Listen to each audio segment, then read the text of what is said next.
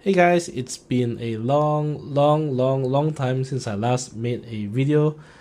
Ever since the end of Dissidia Final Fantasy Opera Omnia, I did try to make a couple of videos, to keep the YouTube channel going, but really nothing really felt the same as DFFOO. And with the recent announcement for a new Dissidia game coming out on mobile by Square Enix, I thought, why not give it a go again. The jury's still out on whether or not the game is good. We've only really seen the 1 minute 40-second announcement video, and there's just scant bits of information on the teaser site. So the jury's still out there, but I for one at least is very excited for a new Dissidia game at least. And let's give it a shot, let's give it a try, let's give it a chance. What I'll do in this video is just go through the 1 minute 40-second announcement video that's out by Square Enix and sort of give my views and on the upcoming video.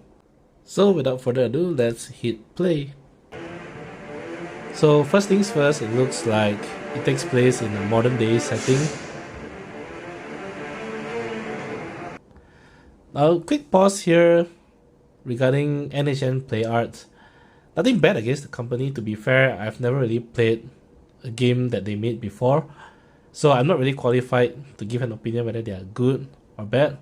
But when it comes to gacha games, a lot of people look at the company behind it, because there are some notorious companies out there. I won't mention who, to be fair, but if you've played many gacha games before, I'm sure you've run into good versus bad experiences. Actually, NHN PlayArt, they've made quite a few games before. I've went to their site and they did list a profile of their games. Just want to note that they haven't really made a game similar to Dissidia, or for that matter any Final Fantasy before. That being said though, we've seen the setting that it's in modern day city, so perhaps Square Enix is going in a new direction here. Whether this new direction is good or bad, really can't say, we don't have enough information yet. But given that for DFFOO, for example, the team behind that was Team Ninja, and I also never really had any experience with Team Ninja prior to DFFOO, yet they did deliver a stunning game.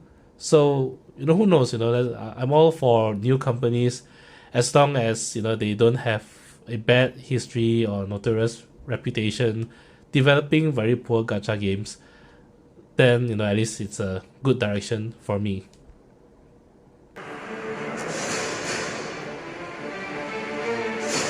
So it looks like the FF characters will be called ghosts. And here you see modern day clothing. And I suppose they'll be calling DDFF for the new game.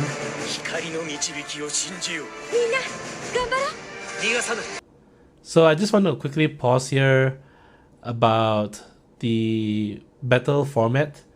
As mentioned, it's a 3 versus 3 battle platform. And there is a little bit more information on the teaser site, so if you want to read up a bit more, you can head on over there as well. But from the description, it says that it's a 3 versus 3 team battle, so you'll be battling against other players, but you're not directly doing damage on the other human players. The way it's done is that you'll be competing, fighting the same group of monsters, and the first bit is fighting regular monsters around crystal, and that is for you to build your brave, and once you hit a certain brave amount, that's when you can unleash your big attacks. So that part is a bit, I guess, similar to DFFOO, but it's a whole new battle mechanic otherwise. It's good to see that some familiar faces here rocking their original costumes, and once you've accumulated enough brave, that's when you unleash your core attacks on the big bosses. So before continue on, the goal here is to be able to defeat the big boss monsters before the other team of 3 does. How this is evaluated, whether there's any ranking, and how this ties into the gacha, of course, remains to be seen. We need further information from Square Enix. I am a bit cautious here because player versus player, in my opinion, doesn't really sit well with gacha. It's very easy to cross the line and head into predatory territories. Many other companies have done this before, and players hit a paywall, and to compete at the top to get the high ranking leaderboards, for example. There are some games where you're forced to shell out good money just to get the good gear, the good equipment, good skills, whatever it is in the game, to be able to compete at the highest level. I personally don't like it. One of the charms for DFFOO for me back then was it was primarily a single player game. There was a bit of co-op in it, but by and large, you are free to set your own pace. You don't really need to shell out a lot of money to compete, because you aren't really fighting against other players in that sense of the word. Now, given that so far the battle mechanic is still really you fighting against a group of mobs, and you're just competing with other players on who gets to defeat the mobs first, perhaps there's room for this. But until we know for sure, I'm sort of holding my breath on this one. I just really hope that it doesn't get to a point where you have to shell out big bucks just to be able to compete and get any sort of reasonable footing in this game. So they did say modern Tokyo, and here you see that the characters here are dressed in sort of modern day clothing. The illustrations are very nice, I have to say. I'm very impressed by that. Alright, so just rewinding to this part on the costumes. I don't really mind costumes because in a way it lets you interact with the characters in a limited fashion. And even in DFFOO in the past, there are alternative costumes that you could purchase.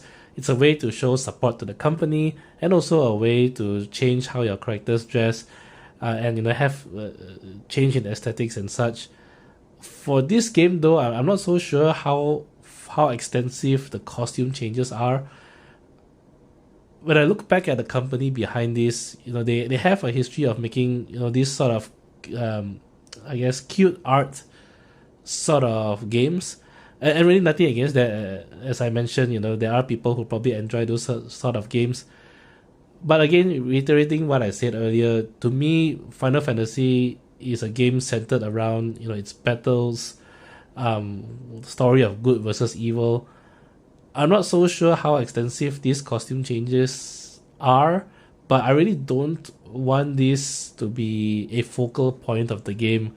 I hope that it remains sort of a side thing that you can do for fun, but I really hope that they focus more time and attention on the actual battle mechanic of the game, rather than the costumes that you can potentially have for each of your characters. Good to see summons coming up. I'm actually quite happy, that we get to see a lot of the classic characters using their trademark abilities. Brings back a wave of nostalgia, so I'm quite happy for that. Whoa, just pausing here for a second, let me rewind. Holy crap. This is Riku, and for those not aware, you probably haven't played DFFOO before, but DFFOO had a long history. It was a 6-year game, and throughout the 6 years, fans were really requesting for Riku to come in, and there were even in-game teasers made of her probably eventually maybe coming in the future. But the game reached end of service without Riku, and that was one of the main factors of disappointments for many of the player base, myself included. So Square Enix, I'm very happy that you have Riku here, but please do us justice. Don't tease us like this. I have seen the confirmed lineup, and representing Final Fantasy X will be Riku. So thanks Square Enix for finally delivering her to us. I guess all it took is one whole game reaching end of service after 6 years, and a second game coming out. But I guess better late than never.